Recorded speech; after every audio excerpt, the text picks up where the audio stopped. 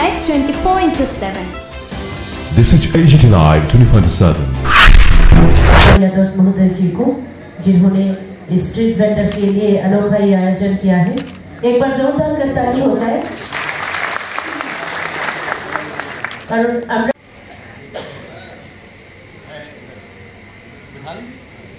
मैं उनको बुला लेती हूँ मंच के ऊपर, आप आ जाइए।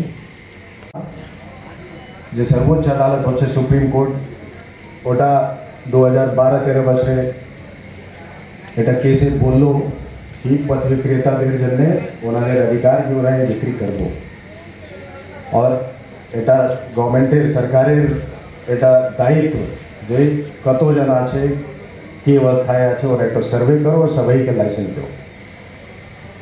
সো দ্যাট মানে ওটা উদ্দেশ্যই ছিল কি আপনাকে কেউ প্রতারিত না করে, পুলিশ পুর নিগম কেউ এলো কি ভাই চলো এখান থেকে ছাড়াও। ওই জন্যেও 2014 বছরে এই রাজ্যেও স্ট্রিট ভেন্ডার আইন এটা করা হয়, কিন্তু 2018 পর্যন্ত স্ট্রিট ভেন্ডারের কোনো সার্ভে হয়নি, কোনো আইডেন্টি কার্ড, কোনো লাইসেন্স দেওয়া হয়নি। আজকে এই কর্মসূচি বা অনুষ্ঠান বিষয়ে আমাদের স্মার্ট সিটি যিনি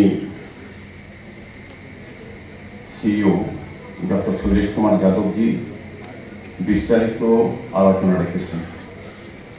তার পরবর্তী সময়েও আমাদের শ্রমিক নেতা শ্রী বিপ্লব মহোদয়ও আলোচনা রেখে আপনার সামনে তুলে ধরার চেষ্টা করেছেন আমাদের স্ট্রিট ভেন্ডারদের অবস্থা বা তাদের কী করণীয় এবং তাদের যে নীতি, তাদের প্রতি যে নীতি নির্দেশনা আছে সেগুলি কীভাবে প্রতিপালন করা, এবং সার্বিকভাবে আমি বলবো আজকে স্ট্রিট ভেন্ডারদের এই স্বাস্থ্য শিবিরে অংশগ্রহণ করার জন্য আমি ধন্যবাদ জানাচ্ছি। আমি প্রথমেই ডক্টর শৈলেশ কুমার যাদবকে ধন্যবাদ জানাই।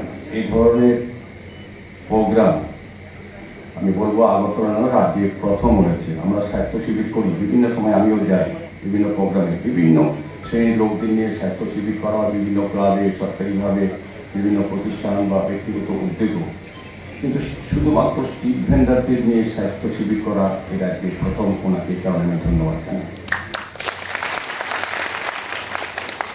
এটা আমাদের এডিবির সহযোগিতা আছে।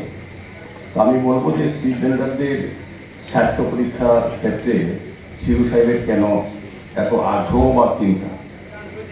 উনি বলেছেন যারা স্ট্রিট ভেন্ডিং করেন বা স্ট্রিট ভেন্ডার এই ব্যবসার সঙ্গে যুক্ত আছেন, তারা আগে নিজেকে সুস্থ রাখতে হবে এবং তাদের মাধ্যমে যে খাবার শহরবাসী বা রাজ্যবাসীকে তুলে দেওয়া হয় সেই খাবারগুলিও যাতে তাদের গুণমান এবং সেক্ষেত্রে তাদের বজায় রাখা তাদের একটা ডিউটির মধ্যে পড়ে। তো আগে নিজেকেই সুস্থ রাখতে হবে। যারা আমরা এই কাজে যুক্ত আছি, আমরা নিজেকে যদি সুস্থ না থাকি, আমরা যদি রোগাক্রান্ত হই কোনোভাবে, তো আমাদের মাধ্যমে যারা খাদ্য গ্রহণ করতে হবে বা কিনতে আসবে যারা ক্রেতারা, তারা কিন্তু সেক্ষেত্রে রোগে আক্রান্ত হওয়ার সম্ভাবনা।